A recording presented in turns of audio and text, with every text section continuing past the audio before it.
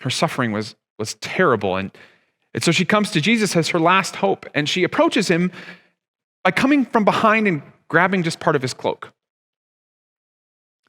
Why do you think she did it that way? Like, why don't you think she came like Jairus and just said, Jesus, I've had this flow of blood for 12 years. Would you please help me? Or why didn't she just call out to him from the crowd? Why do you think she came behind and barely graced the edge of his cloak? I think I can give you 3 possible reasons. There might be more. On the one hand, I think maybe she was just embarrassed. Like, she was ceremonially unclean. She didn't want to have to announce to everybody in this huge crowd and to Jesus that she's ceremonially unclean. Maybe she was experiencing some level of trauma.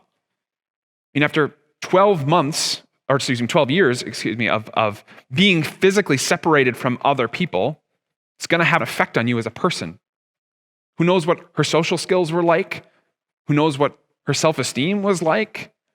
Who knows what sort of mental things she was dealing with? She felt almost like she couldn't. Or maybe she just felt unworthy. She saw Jairus, and Jairus was a synagogue ruler. Jesus listened to him, probably because Jairus was a synagogue ruler, she thought. Why would he ever want to help me? And so she thought, if I can just barely touch him, that'll be enough. That's what I need. And then Jesus healed her. Like power came out from him, even from the touching of his clothes, to heal her.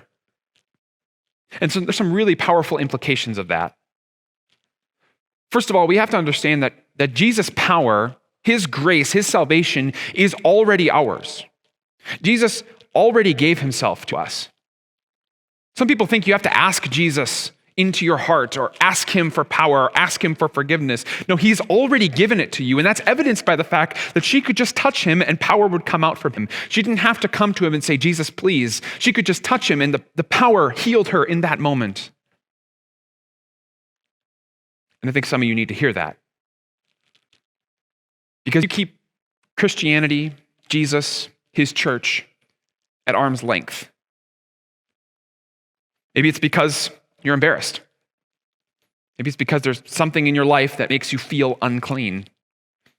Maybe it's something you did. Maybe it's something that somebody did to you. But the idea of bringing it up in a public space or even to God just makes you feel despicable. Maybe you're dealing with something, with some trauma or a mental illness that makes you feel like I could never fit in. I would never be wanted by a community like that. Or maybe you're worried that if people knew about how you struggled with anxiety or bipolar or something like this, that they wouldn't want you around. Maybe you're struggling with anxiety about the idea of coming back to being in a building with other people. Or maybe you just plain feel unworthy. You just look at your life and you say, God could never love a person like me. A church could never love a person like me.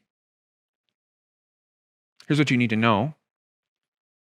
Jesus already gave himself for you. There's nothing that you have to do to get forgiveness and cleanliness from God. The little reach out that you're doing right now as you listen to my voice, that is promising you the full forgiveness of sins and welcome into God's family. It's all yours. There's nothing you have to do for it. There's no level of behavior you have to reach or no questions you have to ask, no prayers you have to say, no candles you have to light. It's all yours. It's already given to you.